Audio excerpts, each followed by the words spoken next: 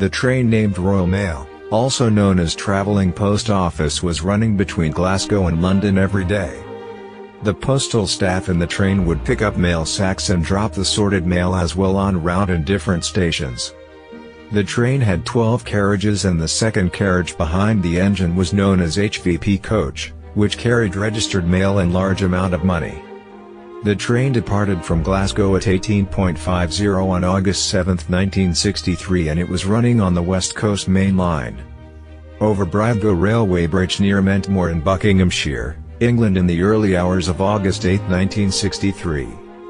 The train was intercepted by a gang of 15 robbers after bringing the train to halt by tampering the signal to red. It was a well-planned robbery based on inside information from an unnamed senior security officer, who had detailed information of money carried in the train. The robbers escaped with £2.61 million, and the present value is said to be over £70 million. The gang led by the dacoit Bruce Reynolds never had firearms, and the driver Jack Mills was hit on the head by a metal bar which grounded him in a semi-conscious state. They forced the postal staff to lie down with their heads facing the floor. The robbers took away a booty of £2.61 million and 120 sacks from the HVP carriage just in 30 minutes and departed to Leatherslade Farm that was located 30 km from the crime site. The loot was shared among the robbers at Leatherslade Farm, and the robbers drank and played Monopoly game. The news broadcast on the robbery over 2 radio alerted robbers, and they had left the farm immediately. They had entrusted the responsibility of burning the farm to someone so as to wipe out any evidence, but it was not done.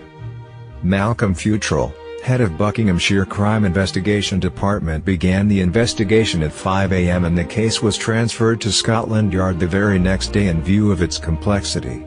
The Postmaster General announced a £10,000 reward to anyone giving information leading to the arrest and conviction of the persons responsible to the robbery. The elite team headed by Scotland Yard's formidable cop Tommy Butler took over the investigation. Butler was known for his fanatical dedication to the job, and he was the most renowned head of flying squad in its history. The police landed at Leatherslade Farm 5 days after the crime following a tip-off from a herdsman, who had a field adjacent to the farm. The investigation began with the clues from there. Roger Corddry was the first gang member to be caught, and totally 19 gang members involved in the robbery were nabbed within 6 months of robbery, and few were on the run.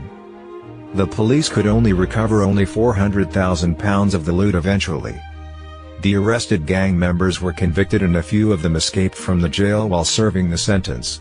The gang member Ronnie Biggs was apprehended only in 1971 when he returned to England. The magnitude of the heist, and the perfection demonstrated and long chase of robbers made it one of the greatest robberies in the history.